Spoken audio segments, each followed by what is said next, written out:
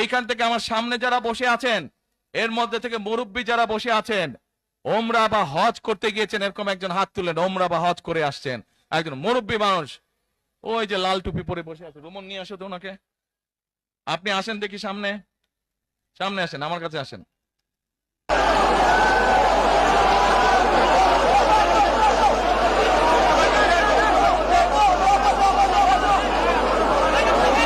ওই যে চশমা খুলছে, চশমা খুলছে।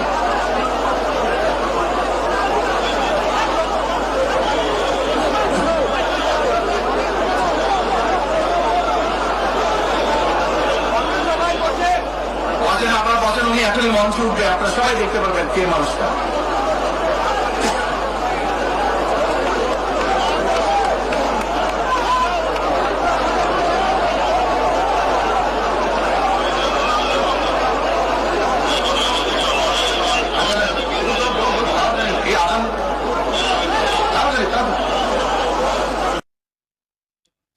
কি নাম আপনার? এটিএম হেলাল।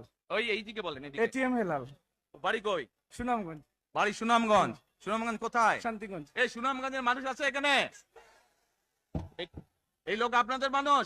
আচ্ছা, এখন বলেন, কবে গেছিলেন আপনি? হজ না উমরায় গেছিলেন? উমরাতে গেছি 16তে, হজে গেছি 17তে। উমরাতে গেছেন 16তে, হজে গেছেন 17। এখন আমাকে বলেন, আপনি তো উমরা হজ করে আসছেন, যে মাইকের সামনে দাঁড়ান। আপনি কাবা শরীফে গেছেন? জি। কাবা শরীফের মালিক কে? আল্লাহ। জোরে বলেন। আল্লাহ। কাবা শরীফের মালিক কে? আল্লাহ। আল্লাহ। আমরা মুসলমান সবাই, এই দিন দুনিয়ার আমরা যে এই পৃথিবী দেখি, এই পৃথিবীর মালিক কে? আল্লাহ। এই সূর্য নক্ষত্র যা দেখি তার মালিক কে? আল্লাহ। বেহেশতের মালিক কে? আল্লাহ। দোজখের মালিক কে? আল্লাহ। আচ্ছা, দাঁড়ান, এবার আপনি বসেন এখানে।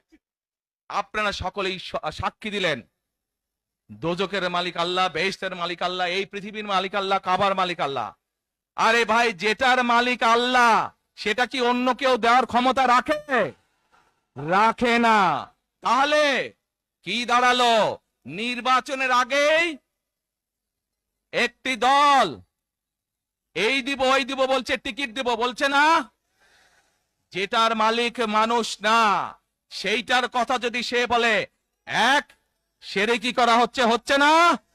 যার মালিক আল্লাহ, যার অধিকার শুধু আল্লাহর একমাত্র, সবকিছুর অধিকার উপরে আল্লাহর অধিকার। কাজেই আগেই তো আপনাদেরকে ঠকাচ্ছে, নির্বাচনের ফলে তাহলে কেমন ঠকাবে আপনাদেরকে বোঝেন এবার।